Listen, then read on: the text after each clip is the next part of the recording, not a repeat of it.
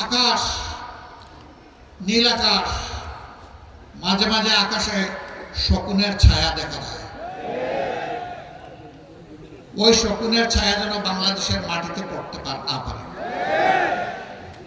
আপনারা সাবধান থাকতে পারবেন তো?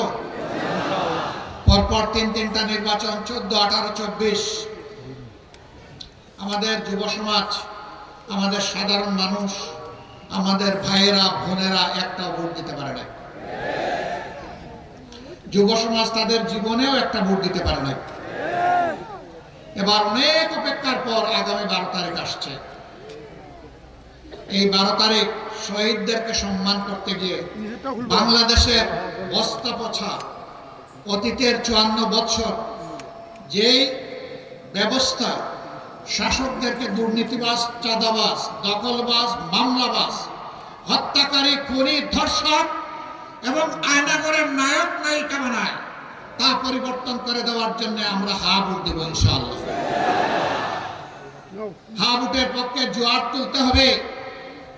সেই হা ভোটের জোয়ারে অতীতের বস্তা পচা সমস্ত ব্যবস্থা যেন ভেসে যায়।